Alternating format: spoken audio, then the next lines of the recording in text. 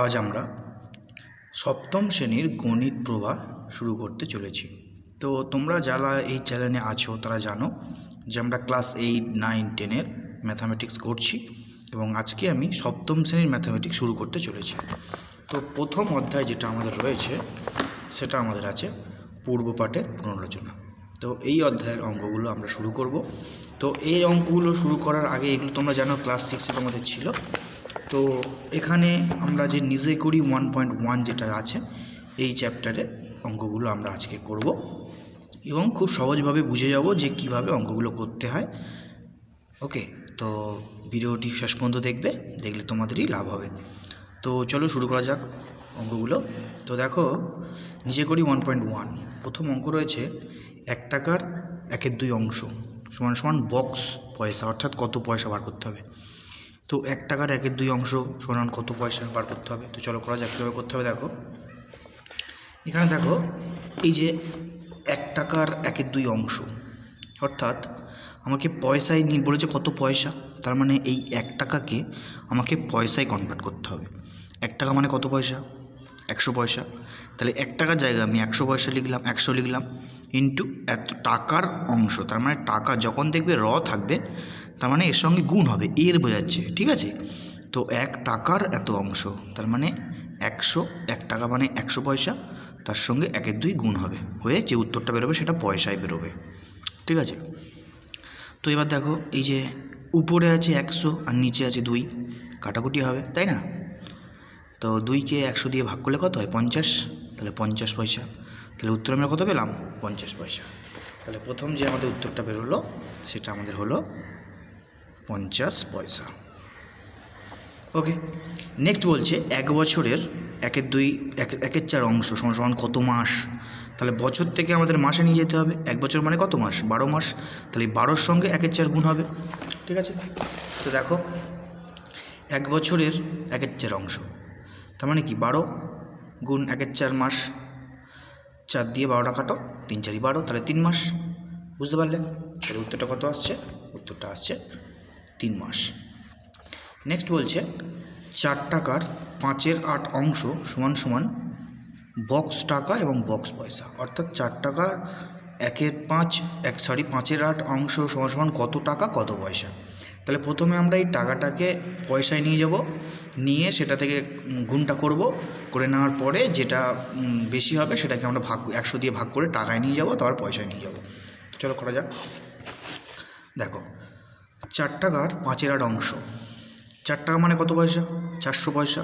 তো লিখে দিলাম 400 গুণ 5/8 পয়সা, ঠিক আছে।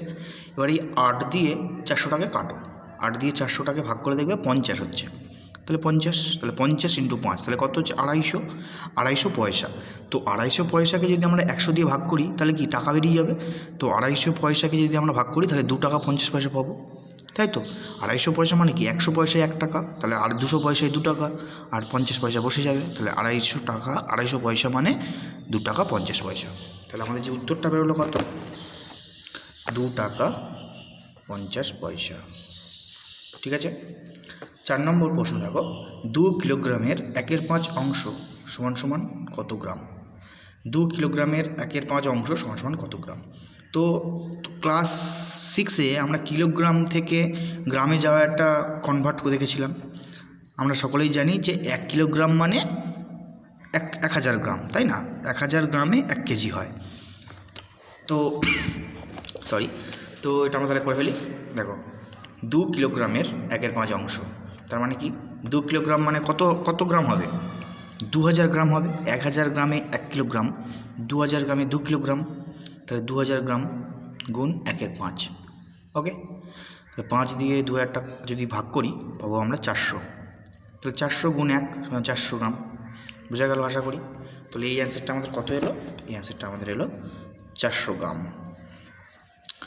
নেক্সট 5 লিটার 2 ডেসিলিটারের 1/2 অংশ সমান সমান কত লিটার কত ডেসিলিটার।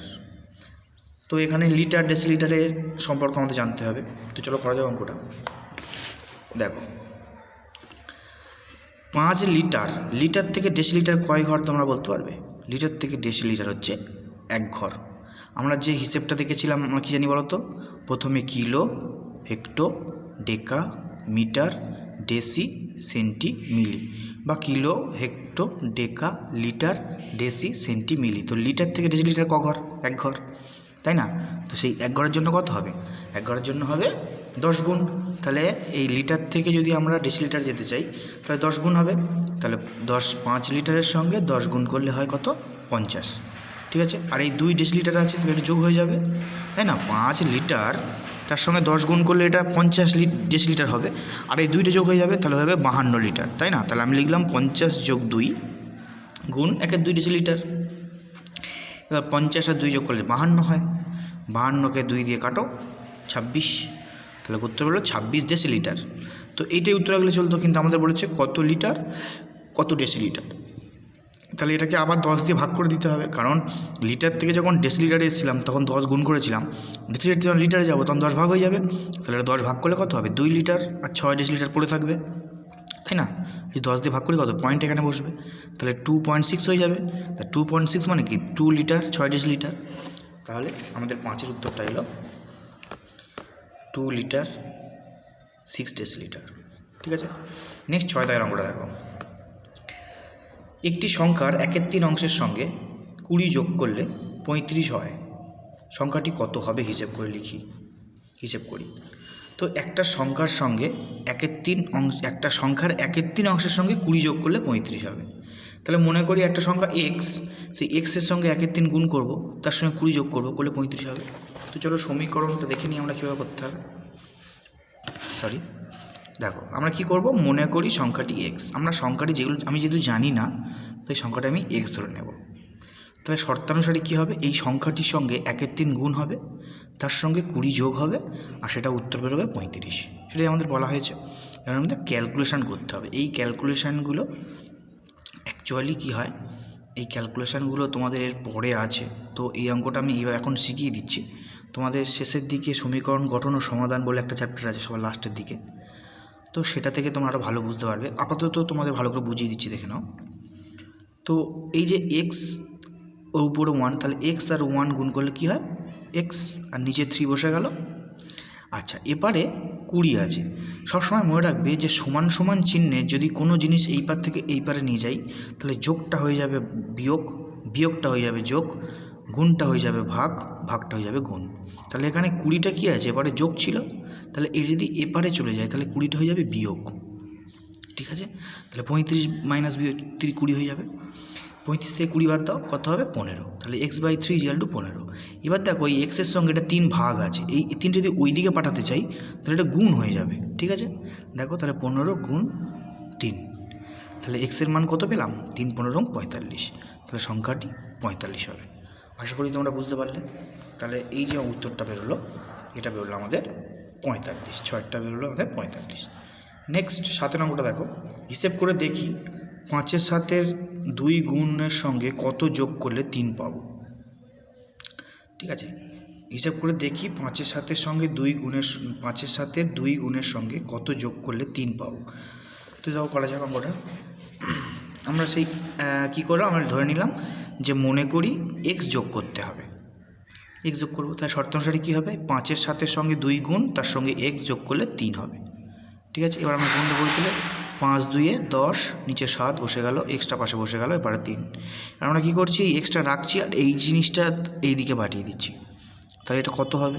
এটা প্লাস, এটা এদিকে গেলে মাইনাস হয়ে যাবে। তাহলে 3 - 10-এর 7। ঠিক আছে, তো এই ভগ্নাংশের বিয়োগ আমরা শিখে এসেছি এর আগে।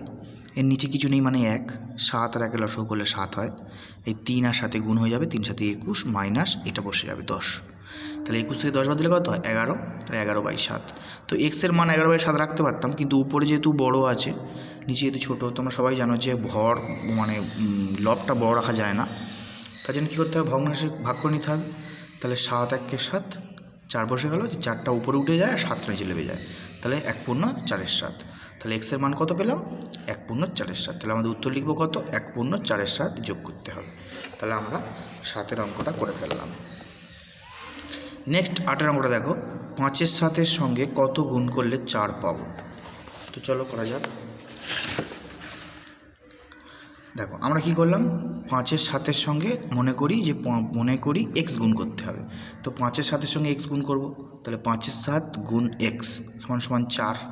তাহলে এক্সটা কী হয়, এদিকে কী হবে, এই 4 এদিকে বসে গেল, আর এই জিনিসটা যেটা আছে এক্সের সঙ্গে একটা গুণ আছে, এদিকে এপারে চলে যায়, তাহলে উল্টে যাবে। ঠিক আছে, 5-এর 7টা উল্টে গিয়ে 7-এর 5 হয়ে গেল, কাটাকুটি হচ্ছে না। তাহলে 4 7 28 আর নিচে 5। এবার সেই একই জিনিস উপরে বড় হয়ে যাচ্ছে, নিচে ছোটো হয়ে যাচ্ছে, তাদেরকে ভাঙাতে হবে।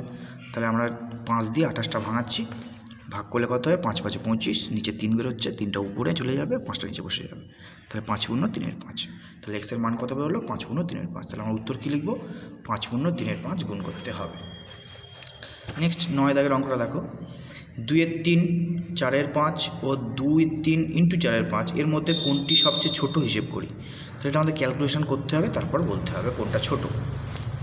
তো দেখো এই রকম অঙ্কগুলোর ক্ষেত্রে আমাদের প্রথম কি করতে হয়, 2-এর 3, 4-এর 5 লিখে রাখতে হয়। ঠিক আছে, এবারে আমরা এইটা পরে করব, আগে এইটা করব। 2-এর 3 ইন্টু 4-এর 5 কত আসছে দেখো, কাটাকুটি হচ্ছে না, তাহলে 4 2-এ 8 আর 3 5-এ 15, এইটা আমাদের বেরোচ্ছে। ঠিক আছে, প্রথমে আমরা কিন্তু এইটা করিনি, ফার্স্ট তোমাদের এইটা বলছি, 2-এর 3 ইন্টু 4-এর 5টা গুণ করব, করে দেখছি 8-এর 15। এবারে নিচে 15 আছে, তাহলে এই সংখ্যাগুলোকে সবারকে নিচে আমাকে 15 করলে তবেই বুঝবো যে কোনটা বড় কোনটা ছোট। তাহলে এর 3 আছে, তাহলে কত গুণ করতে হবে, তবে 15 হবে, 5 গুণ করতে হবে। তাহলে 2-এর 3-এর সঙ্গে উপরে 5 নিচে 5 গুণ করলাম, করে দেখলাম 5 2-এ 10 আর 3 5-এ 15 বেরোলো। এটা 5 আছে, তাহলে কত গুণ করতে হবে, 3 গুণ করতে হবে। তাহলে 4-এর 5-এর সঙ্গে 3 3 গুণ করলাম, কত হবে, তাহলে 12/15। এবার দেখো এর নিচে 15, এর নিচে 15, এর নিচে 15, তিনটেই 15 হয়ে গেল। এবার যে বড় সে বড়, যে ছোট সে ছোট। দেখো সবথেকে বলছে কে ছোট, এটা 8 সবথেকে ছোট, তারপরে তারপরে সবথেকে বড় এইটা, তারপরে ছোট এটা, তারপরে ছোট এটা। অঙ্কে বলেছে যে সবথেকে ছোট কোনটা, সবথেকে ছোট এইটা। তাহলে আমাদের এই 8-এর 5 উত্তর লিখলে হবে না, যেটা বইতে দেওয়া আছে সেটা লিখতে হবে। তাহলে 2 3 ইন্টু 4-এর 5টা সবথেকে ছোট। আশা করি বুঝতে পারলে। নেক্সট একই রকম অঙ্ক একটা 10-এর আছে, দেখো 5-এর 2, 7-এর 3 ও 5-এর 2 ইন্টু 7-এর 3, এদের মধ্যে কোনটি সবচেয়ে বড় হিসেব করে দেখি। তো একই জিনিসভাবে একই করব। আমরা প্রথমে কি করব, এই গুণটা করে নেবো আগে, 5-এর 2 ইন্টু 7-এর 3টা গুণটা আগে করে নেবো, করলে কত হবে দেখো, এটা আমরা 5-এর 2 আর 7-এর 3টা লিখবো, তারপর নিচে গুণটা করে নেবো। তাহলে কত আসছে দেখো, 5 7 35 আর 3 2 6। তাহলে কি বুঝছি, যে নিচে আমাদের যদি 6 রাখতে পারি তাহলে বোঝা যাবে। তাহলে এই 2-এর সঙ্গে কত গুণ করতে হবে, 3, তাহলে উপরেও 3 নিচে 3 গুণ করে দিলাম, কত পেলাম, 3 5 15 নিচে 6। ওকে, এটা 3 আছে, তাহলে কত গুণ করতে হবে, 2, তাহলে উপরে 2 নিচে 2, 7 2 14, 3 2 6, তাহলে 14/6। তাহলে কী পেলাম, 35/6, 14/6, 15/6। সবচেয়ে বড় কোনটা, এইটা। তাহলে 5-এর 2 গুণ 7-এর 3 সবচেয়ে বড়। বুঝতে পারলে। দাগ, একটি সংখ্যা 4 গুণ ও ওই সংখ্যার অর্ধেক করলে সংখ্যাটি 1/2-3 হয়, সংখ্যাটি কত হিসেব করে দেখি। কোনো একটা সংখ্যা তার 4 গুণ করা হবে এবং সেই সংখ্যাটা অর্ধেক করা হবে, করে দুটোকে যোগ করতে হবে, যোগ করলে এইটা পাওয়া যাবে। তাহলে আমরা এই সংখ্যাটি কত ধরবো, আমরা এই সংখ্যাটি ধরবো x ধরে নেব, ধরে নিলে তার সঙ্গে আমরা ক্যালকুলেশন করব। চলো করা যাক। আমরা এখানে করে নিয়েছি, মনে করি সংখ্যাটি x। তাহলে শর্তানুসারে কী বলেছে, 4 গুণ, তাহলে 4 গুণ x প্লাস তার সংখ্যাটা হাফ, মানে তার 2 ভাগ। তাহলে x অর্ধেক করতে বলেছে, তাহলে xকে 2 ভাগ করলে অর্ধেক হয়ে যায়, সমান সমান 1/2-3। আশা করি শর্তানুসারটা বুঝতে পেরেছো। এবার আমরা ক্যালকুলেশন করবো আস্তে আস্তে। 4 ইন্টু এক্স করলে 4x হয়, করলাম, প্লাস x/2 বসে গেল, আর এটাকে ভাঙাতে হবে, 3 1 3 আর উপরে 2 3, মানে 3টা নিচে বসে যাবে, আর 3 1 3 আর 2টা যোগ হবে 5, 3 2 5, 5-এর 3। ঠিক আছে, এবার কী করতে হবে, আমাদের লসাগু করতে হবে। এর নিচে 1 আছে, এর নিচে 2 আছে, লসাগু করলে 2 হবে। তাহলে এই 2টা গুণ হবে 4-এর সঙ্গে, তাহলে 4 2 8x হয়ে যাবে, আর প্লাস এটা এক্সটা বসে যাবে, তাই না, ইজিক্যাল টু 5-এর 3।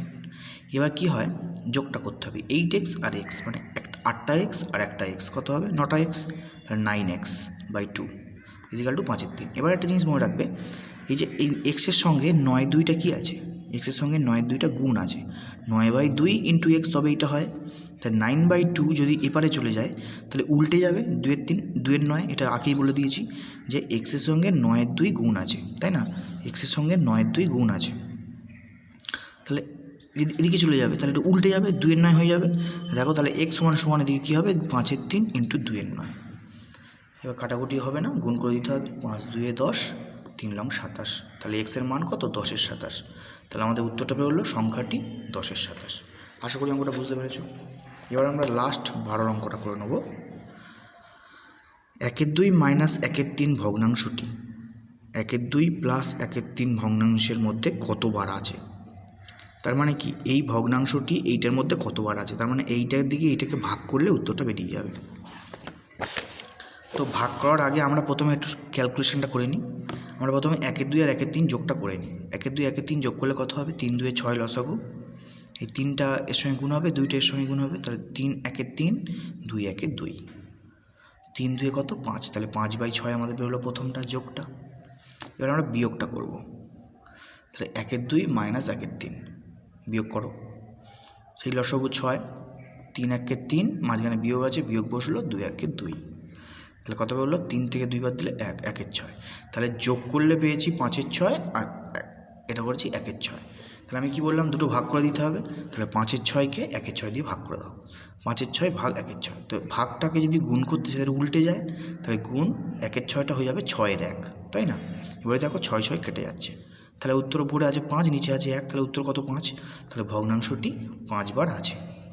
ঠিক আছে, তাহলে এই ভিডিওতে আমি তোমাদের এই 12 পর্যন্ত অঙ্ক করে দিলাম এবং সেটা নিজে করি 1.2। এরপরে আমরা কোষে দেখি 1.2 এর অঙ্কগুলো আসবো, কোষে দেখি 1.1 অঙ্কগুলো আসবো। তোমার যদি ভিডিওটি ভালো লেগে থাকে তোমরা অবশ্যই লাইক করো, বন্ধুদের মধ্যে শেয়ার করো, আর চ্যানেলটিকে অবশ্যই সাবস্ক্রাইব করে রেখো, যখন আমি পরের ভিডিওগুলো দেবো তখন যাতে নোটিফিকেশান পেয়ে যাও। তো চলো পরের ভিডিওতে আবার দেখা হবে। Thank you.